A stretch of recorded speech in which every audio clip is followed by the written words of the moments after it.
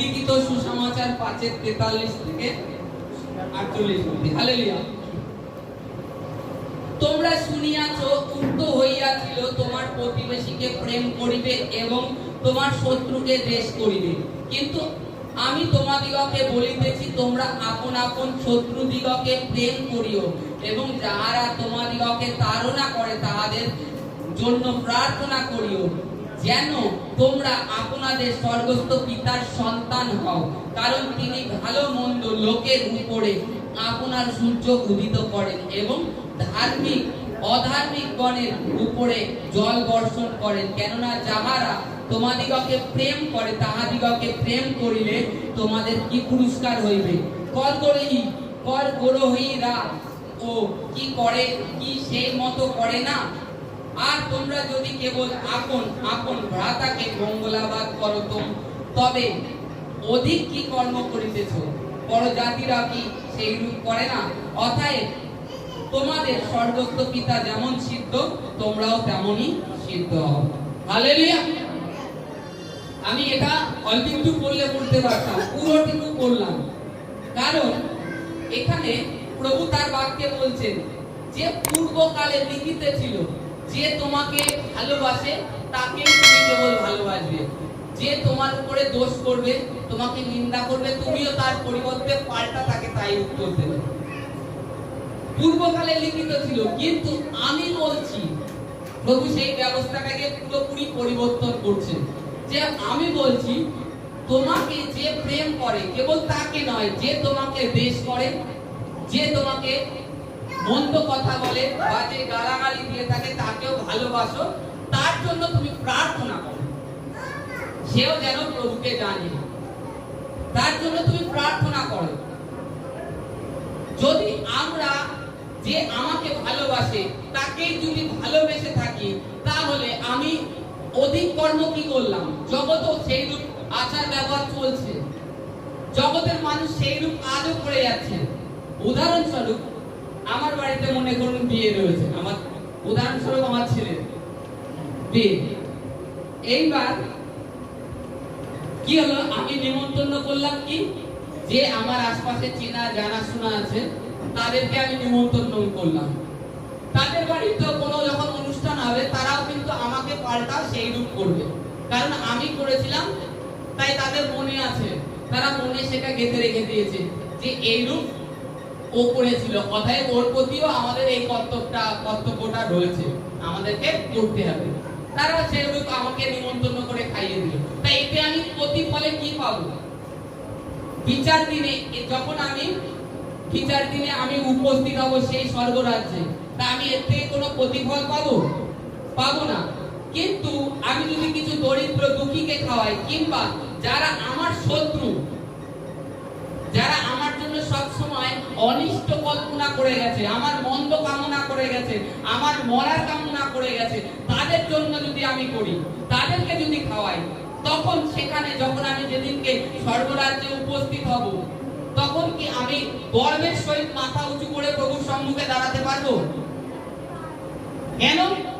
শত্রুকে আমি প্রেম করেছি, শত্রুকে আমি ভালোবেসেছি, এই কারণে যে প্রভু আমি তোমার বাক্যকে ফলো করেছি।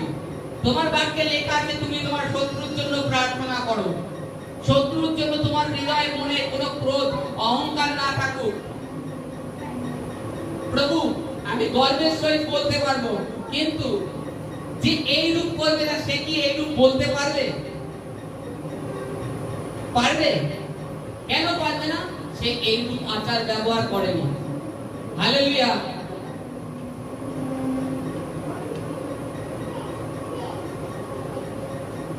হালেলুয়া।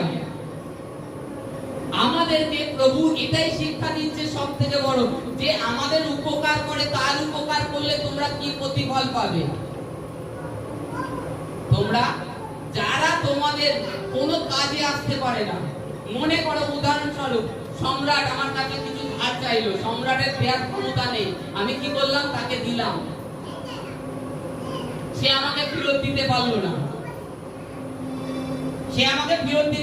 না, কিন্তু তাই বলে আমি আর তাকে চাইবো না, কারণ বাইবেলে লেখা আছে যে এমন ব্যক্তিকে দাও যার থেকে তুমি পাওয়ার আশা না করো। এইরূপ ব্যক্তিকে ধার দাও, কিংবা এইরূপ ব্যক্তিকে দিয়ে দাও যে তুমি তার থেকে পাবে না মনে করো, তবেই স্বর্গরাজ্যে পুরস্কার আছে। মনে করো বিমন আমাকে টাকা ধার দিলে বিমন আমাকে দিতে পারবে, আমি ওকে দিলে কি হবে, আমার কোনো প্রতিফল নেই। কিন্তু যে পারবে না তাকে দিতে বলছে, তবেই তোমরা সেই সর্বস্ত পিতার মতন সিদ্ধ পবিত্র হতে পারবে। তিনি পাপীদেরকে জল, সূর্যের আলো, অক্সিজেন সমস্ত কিছু দিচ্ছেন, ধার্মিকদেরকেও দিচ্ছেন, সকলকে সমানভাবে দিচ্ছেন। কিন্তু ঈশ্বর সঠিক সময় তিনি ন্যায় বিচার করবেন। কথায় ঈশ্বর জগতে তার যে প্রেমটা, সেই প্রেমটা সম্পূর্ণভাবে সমস্ত মানুষের মধ্যে প্রকাশ করছেন, কারণ তার প্রত্যেকটা সন্তান তার। এই কারণে তিনি বলেছেন যে কারণ ঈশ্বর জগৎকে এত ভালোবেসেছে তার একমাত্র পুত্রকে দান করেছে, যে কেহ তাতে বিশ্বাস করে সে অনন্ত জীবন পায়। আজকে প্রভু যিশুর প্রতি যেই হোক, যে জাতি, ধর্ম, বর্ণ, নাটা, কালো, লম্বা, পরিষ্কার, তিনি কোনো বিচার করেন না। খালি যার সে যদি মুখে স্বীকার করে প্রভুই উদ্ধারকর্তা, তাকেই তার পুত্র হওয়ার অধিকার দেন। তাকেই তার দেখানো পথে যখনই সে চলে, সেই অনন্ত রাজ্যের অধিকারী হতে পারে। আজকে আমাদেরকে সেই পিতার মতো সিদ্ধ হতে বলছে, সেই স্বর্গস্থ পিতার মতো, তার মতো আমাদেরকে স্বভাব হতে বলছে। আর আমরা কি করছি? আমরা এখনো বাছাই করছি। প্রভুতে আসার পরেও আমাদের মধ্যে সেই মন্দ স্বভাব, জাগতিক স্বভাব এখনো পরিবর্তন হচ্ছে না। তবে কি করে তুমি বলতে পারো আমি খ্রিস্টের পশ্চাৎ গমন করি, আমি খ্রিস্টীয় সন্তান? না, তুমি গর্বের সহিত বড়াই করতে পারো না, কারণ এখনো তোমার মধ্যে জাগতিক কালচার রয়েছে, জাগতিক স্বভাব রয়েছে। সেগুলোকে পরিত্যাগ করো, তবেই তুমি সেই ঈশ্বর খ্রিস্টের মতো হবে, নাই তুমি হতে পারবে না। খ্রিস্ট নিজেকে পেরেক, যখন তাকে হাতে পেরেক বিদ্ধ করা হচ্ছে, তখন যারা বিদ্ধ করছে তাদেরকে বলছে পিতার কাছে, পিতা এরা জানে না কি করছে। তার এই প্রেমটা, তার এই বাক্যটা আমাদের কি স্মরণে থাকে? এই বাক্যটাকে স্মরণে রেখো, তাহলে কাউর প্রতি তোমার হিংসা, নিন্দা, ক্রোধ থাকবে না। আর দ্বিতীয়ত, তোমার শত্রুকেও তুমি প্রেম করতে পারবে। হালেলুয়া। আমরা যেন সেই রাজ্যের জন্য তৈরি হই, অনন্ত রাজ্যের জন্য। আজকে শুনছি প্রভু আসবে, তার আগমন খুব নিকট, খুব নিকট। অতএব নিজেকে এখনো যতটা টাইম এই পৃথিবীতে আছে, এরপরে যখন তুমি নিদ্রাগত হবে, কিংবা এই শরীর ত্যাগ করবে, কিংবা র্যাপচার হয়ে গেল, আর সময় নেই। তখন যতই পশ্চাতাপ করো, যতই মন ফিরাও, প্রভু বলবে তুমি পৃথিবীতে যেটা করোনি আর নেই সময়। তখন ওই আমাদের জন্য কি করবে? ভয়ানক, সে ভয়ানক অগ্নি, যার ধারণা আমরা করতে পারছি না, অনন্ত জীবন, সেই অগ্নিতে জ্বলে পুড়ে মরতে হবে। অতএব তার মতো আমাদেরকে সিদ্ধ হতে হবে, তার মতো তাকে ফলো করতে হবে। অনেকে বলে আমি পারি না, চেষ্টা করছি। করো, অবশ্যই বাক্যকে ফলো করো, প্রভুকে ফলো করো, তবেই হতে পারবে, নাই হতে পারবে না। Hallelujah, hallelujah. আমরা যেন